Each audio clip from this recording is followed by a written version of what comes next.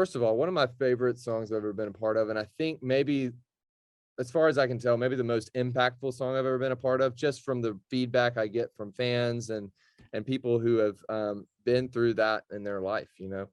And so it all started, Hardy, Hunter Phelps, and I were writing a song called Truck, which ended up being the first track on his last album. And we were actually in this room right here. Hardy was sitting right over there. And we got to the second verse, and the way we ended the verse was we said, bet there's stories about his best friend that he can barely tell because he's given heaven some hell. And when we said that, I said, wait a minute, like, I think that could be an entire song on its own. Like, what would that song be about if it's talking about maybe somebody who's gone?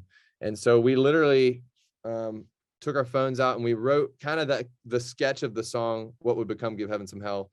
We wrote the sketch out and we said, hey, we're actually going to be back in this room next week with Ashley. Let's just bring that in when he's here, and let's let him finish Truck right now since we're running out of time. So we changed that line to bet there's stories about his best friend that he can barely tell because he's missing him like hell. So it wouldn't be the same title. And then the next week we got back in this room and Ashley sat down and we said, hey, we think we have a really, really good idea. What do you think? And we kind of sang him or told him a little bit about the concept of what we had. And he said, I think that's one of the best ideas I've ever heard. And literally I played the chords on the piano. I remember thinking like my Ryan Tedder influence. I remember thinking Halo by Beyonce has the kind of solemn chords, and I kind of played similar chords. And then it was off to the races so fast. I think we wrote the whole song in 30 minutes and had recorded the demo in the next hour. So the whole thing, I mean, it was unbelievably fast. It was like it was meant to be written. It was definitely one of those things where I do feel like creativity comes from God. And I feel like that was like just definitely God channeling some creativity through us that night. And yeah, super grateful for that one. Is there like a feeling where you guys are it's just clicking and you're just rolling? I mean, you got this momentum.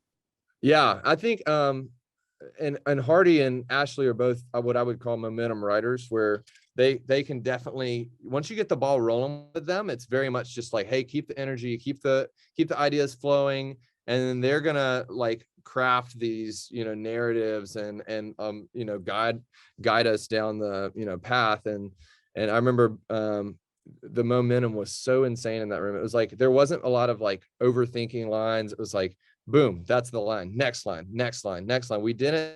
There wasn't a lot of like sitting there for 30 minutes going, I wonder if Hit Those Gold Streets on Two Wheels is good. You know, like it was like, dude, that's it. Next.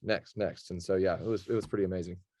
Once that was out and you guys started seeing kind of the reception from people, I'm guessing on Instagram, on Facebook, at live shows, stuff like that, knowing that he was going to single it, and it did kind of take a while to take off.